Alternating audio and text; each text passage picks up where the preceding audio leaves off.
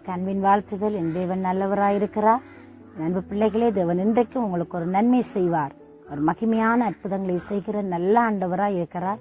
உங்களோட வாழ்க்கையில பெரிய மாற்றங்கள், பெரிய ஆசீர்வாதங்களை தேவன் கொடுக்க இன்றைக்கும் அவர் மகா மேன்மை உள்ள கடவுளாய் இருக்கிறார். நம்மளுக்கு ஆசீர்வாதத்தை கொடுப்பதற்காகவே நம்முடைய ஆண்டவர் இந்த பூலகத்திற்கு தம்மை தாழ்த்தி மனித ரூபம் எடுத்து மனித சாயலானார் என்று சொல்லி பார்க்கிறோம். கர்த்தருடைய பிள்ளைகளே, கர்த்தர் நமக்கு எப்பவுமே ஆசீர்வாதங்களை கொடுக்கிறவர் அல்லவா?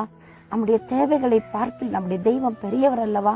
நம்மோடு கூட இருந்து நம்முடைய வாழ்க்கையில பிரதான மாற்றங்களை கொடுத்து நம்மை சரித்திரத்தில் சான்று பகிர்கிறவரா தேவன் என்னையும் உங்களையும் மாற்ற இன்றைக்கும் மகிமை உள்ள கடவுளாய் இருக்கிறார்.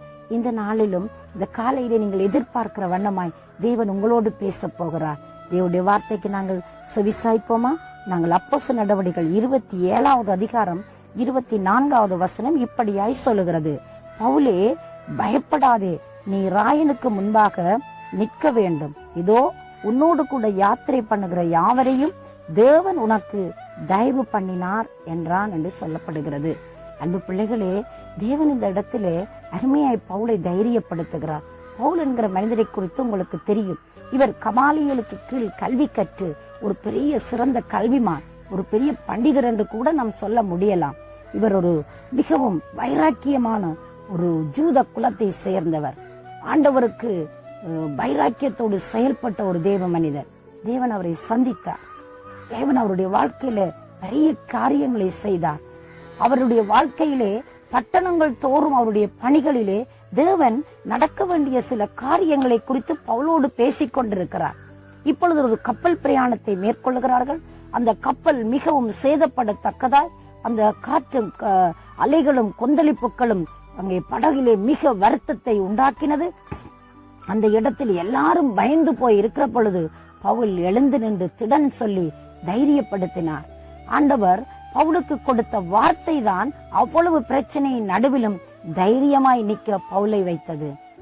அந்த இடத்திலே பவுலுடைய வாழ்க்கையிலே அவர் ராயனுக்கு முன்பதாக நிற்க வேண்டும் என்பது தேவனுடைய தீர்மானம். எனவே அவர் தைரியம் கொள்ளுகிறார். தேவன் என்னை குறித்த இடத்தில் குறித்த நேரத்தில் அவர் கொண்டு போய் சேர்ப்பார். அந்த இடத்தில் நான் தேவனுடைய வார்த்தையை சொல்ல வேண்டும். ராயனுக்கு நான் தேவனுடைய காரியங்களை பேச வேண்டும். எனவே தேவன் இந்த கடல் பயணத்தில் என்னை இந்த இடத்தில் கைவிடப் போகிறது இல்லை. நான் இந்த இடத்தில் மரித்து விடப் போகிறது இல்லை. எனக்கு தேவன் அற்புதம் செய்வார் என்ற நம்பிக்கையோடு இருக்கிற பொழுதுதான் வார்த்தை இப்படியாய் சொல்லுகிறது. தேவன் அவருக்கு என்ன செய்தார்? அந்த இடத்தில் இருக்கிறவர்கள் தயவை உண்டு பண்ணினார் என்று சொல்லப்படுகிறது. அன்பு பிள்ளை, இந்த வாழ்க்கையில நானும் நீங்களும் நினைக்கலாம், சில வேளையில நாங்க நினைக்கிற வண்ணம் அது நடக்காமல் போகும். நம்முடைய வாழ்க்கையில நாங்க எண்ணுகிற மாதிரி சில நேரத்துல அது எப்பவுமே இருந்தது இல்லைங்க. கடவுள் எதை நினைக்கிறாரோ, கடவுள் நம் வாழ்க்கையில் என்ன நோக்கம் வைத்துக்கிறாரோ அந்த பாதையின் வழியாய்த்தான் நானும் நீங்களும் பயணிக்கப்படுகிறோம், பயணித்துக் கொண்டே இருக்கிறோம். இன்றைக்கும் பவுலுடைய வாழ்க்கை எங்களுக்கு ஒரு பெரிய உதாரணமாய் இருக்கிறது. அவர் ஆண்டவரை எதிர்த்த நாட்கள் இருக்கிறது. அறியாமையினால் அவர் எதிர்த்த பொழுதும் ஆண்டவர் அவரை சந்தித்து மறுபடி விடுவித்த பொழுது அவர் ஆண்டவருக்கென்று அங்கே சாதனை படைக்கிற ஒரு நல்ல தேவ மனிதனாய் மாறினார். அந்த மனிதனை வந்த ஆபத்துக்கள், வந்த நிந்தனைகள், அங்கே கல்லறிந்து அவன் செத்து போய் விட்டான் என்று சொல்லி அவரை போட்ட பொழுதும் அவர் எழுந்திருந்து தேவனுடைய திருப்பணியை சரியாக செய்து முடித்தார் என்று சொல்லி சரித்திரத்தில் நாங்கள் பார்க்கிறோம். இன்றைக்கு பவுலுக்கு ஆண்டவர் தாமே தைரிய கொடுக்கும்படியான வார்த்தையை அனுப்புகிறார். நான் உனக்கு தயவு பண்ணுவேன். நீங்க பாருங்களேன், அங்கே மெலித்தா தீவிலே போய் அவர்கள் அங்கே தங்கி இருந்து குளிருக்கு நெருப்பை மூட்டி அங்கே இருக்கிற பொழுது விறகெடுக்க போன பொழுது விறகிலே இருந்த அந்த விறகுக்குள் இருந்த பாம்பு அவரை கடித்தது. அவ்வளவு மனிதர்கள் மத்தியிலும், அத்தனை பேர் பயணித்தவர்கள் மத்தியிலும் பவுலுக்கு மட்டும் பாம்பு கடித்தது. தேவன் பவுலை அந்த இடத்திலிருந்து அவ்வளவு மகிமையாய் விடுவித்தார் என்பதை மற்றவர்களும் பவுலும் உணர்ந்து கொள்ளும்படியாய் மகிமையான அற்புதம் செய்தார். அந்த பாம்பு கடித்து அவன் செத்து போய் விடுவான் என்று எல்லாரும் எதிர்பார்த்து கொண்டிருக்கிற பொழுது ஆண்டவர் அதிலிருந்து தப்புவித்து அங்கே தீயிலே உதறினார். அந்த பாம்பு செத்து போனது என்று பார்க்கிறோம். தேவனுடைய பிள்ளைக்கு எதிராய் எது வந்தாலும் தேவன் சும்மா இருக்க மாட்டார். தேவன் பார்த்து கொண்டிருக்க மாட்டார். இறங்கி வந்து அவர்களுக்காய் அற்புதம் செய்கிறவராய் இருக்கிறார். செங்கடலை பிளந்து நடத்துற பொழுது ஆண்டவர் மோசைக்கு சொல்லுகிறார், நீங்கள் அமிழ்ந்து போக மாட்டீங்க, நீங்க அழிஞ்சு போக மாட்டீங்க, நீங்க சும்மா இருப்பீங்க, நான் உங்களுக்காய் யுத்தம் பண்ணுவேன் என்று சொன்னார். பாத்தீங்களா ஆண்டவருடைய யுத்தத்தை? எந்த செங்கடல் அவர்களுக்கு தடையாயிருந்ததோ அது பயந்து ஒதுங்கி நின்றது போல 2ஆய் பிரிந்தது. மக்கள் மகிமையாய் வெற்றி களிப்போடு ஆடலோடு பாடலோடு அந்த இடத்தில் இருந்து அவர்கள் கடந்து செல்கிறார் என்று சொல்லி நாங்கள் பார்க்கிறோம். அன்பு பிள்ளைகளே, அந்த ஆண்டவர் அங்கே எந்த செங்கடல் வழிவிட்டு கொடுத்ததோ அதே செங்கடல் எதிரி படைக்கு புதைகுழியாய் மாறி ஒரு ஈயக்குண்டு அமிழ்ந்தது போல அவர்கள் எல்லாரும் அமிழ்ந்து அழிந்து போனார்கள். ஆனால் தேவஜனமோ பாடி புகழ்ந்து கர்த்தரை மகிமைப்படுத்தி கொண்டு கடந்து போனது.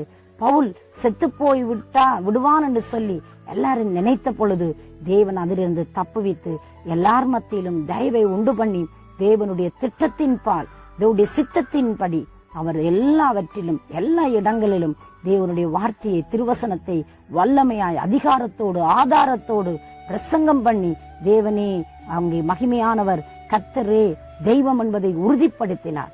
தேவன் சொன்ன வார்த்தைகள் ஒன்றும் வெறுமனையாகல, அவர் வாக்கினால் சொன்னதை கரத்தினால் நிறைவேற்றுகிற கடவுளாயிருக்கிறார். பவுலின் கையினால் தேவன் விசுவசித்த அற்புதங்களை செய்தார் என்று அப்போஸ்தலர் நடவடிக்கைகளிலே நாங்கள் படிக்கிறோமே. அன்பு பிள்ளைகளே, இன்றைக்கும் பவுலுக்கு தயவுண்டு பண்ணி பவுலுடைய வாழ்க்கையிலே தேவன் வைத்ததான திட்டத்தை அவர் நிறைவேற்றி முடித்தது போல இன்றைக்கும் தேவன் அற்புதம் செய்ய வல்லவராயிருக்கிறார். அவரை நோக்கி பார்க்க எத்தனை பேர் ஆயத்தமாயிருக்கிறீங்க? உங்களுக்கு எந்த இடத்தில் தயவு வேண்டும், எந்த இடத்தில் இரக்கம் வேண்டும், எந்த இடத்தில் சுகம் வேண்டும், எந்த இடத்தில் பலன் வேணும், தேவன் உங்களை கொண்டு செய்யும் காரியமளவு உங்களை கைவிட மாட்டார். உங்களுக்கு எப்பவுமே தேவன் அதிசயங்களை அற்புதங்களை செய்கிறவராயிருக்கிறார். அவர் சொன்னதை செய்கிறவர், செய்கிறதையே சொல்லுவார். அவர் சொன்னதுதான். அன்பு பிள்ளையே, காற்றையும் கடலையும் அதட்டினவர், அவைகளை எல்லாம் அமைதிப்படுத்தின ஆண்டவர் இன்றைக்கு உங்களோட வாழ்க்கையில வல்லமை உள்ளவராய் இருந்து அவர் விடுதலை கொடுக்க வல்லவராயிருக்கிறார். அவரை நோக்கி பார்க்கிறீங்களா?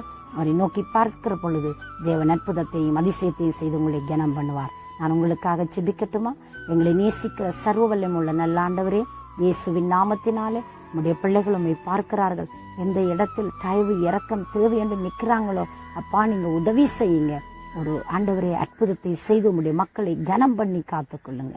இயேசுவின் நாமத்தை ஜெபிக்கிறேன் ஜீவனுள்ள நல்ல பிதாவே, ஆமென், ஆமென். தேவன் தாமே உங்களை நிறைவாய் ஆசீர்வதிப்பாராக.